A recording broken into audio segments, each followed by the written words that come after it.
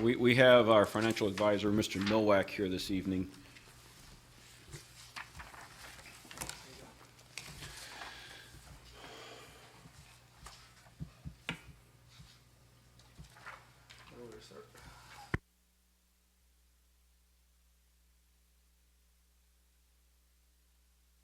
And just as a form of introduction, while he's handing out the information, if the committee remembers, last August, we entered into a program to help offset the liability of the OPEB, and that entails a quarterly investment opportunity. So one of the things Mr. Noack is going to talk about is a June borrowing opportunity that we do have, as well as he has maybe some plan design changes or some few features that he wants to share. Yeah, I'm just going to give you a quick update, and then, again, since last time we met, myself and Brian Brewer and two other people have joined Robert W. Baird in the last 2 months, and really this program has really taken off, and we weren't getting the support we needed from the last company, so when you double revenues and you cut 3 people and they tell you to cut more, you only work so many hours. So the support we've gotten at Baird is great, and I think what you're going to see tonight is something we've been thinking about for a month, and we've come up with a new strategy that may help you guys out. Okay. Again, the district did put in $9.5 million of its own cash through a Fund 38 borrowing, which again you're making payments of $533,045 a year out of your general fund. Okay. You started out after phase 1 at around 170. Now you're down to 130. The question is, as you do more phases, if you want to get closer to 240 million, how do you do it without getting down to 101? Okay.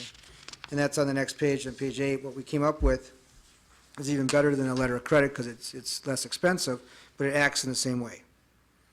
Okay. And that is what we call a standby note purchase agreement. Like on the $9.5 million you did, instead of actually issuing the debt and putting the cash in the trust, you just tell the lender, hey, if you ever need it, then we will issue it. So you're not paying any interest on the debt, you're not borrowing it.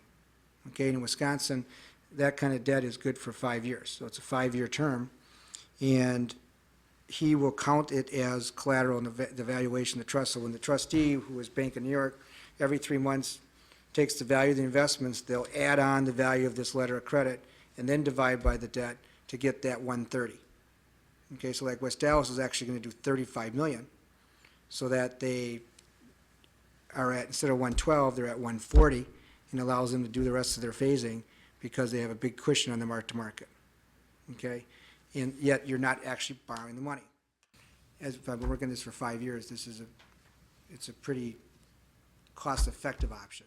It's a way of getting a cushion on the trust without actually issuing debt. But in using that amount as Waukesha's, they're getting in trouble doing that.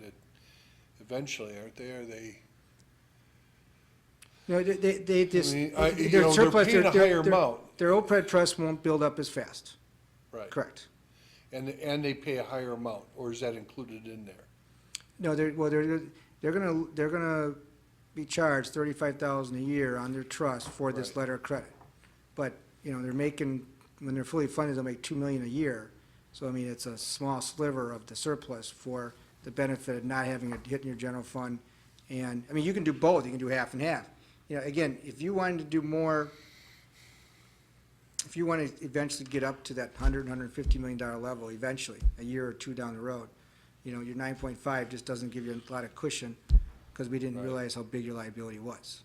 Okay, you could issue more debt and put in more cash of your own, but this is a way of doing it where you're not risking any of your cash up front.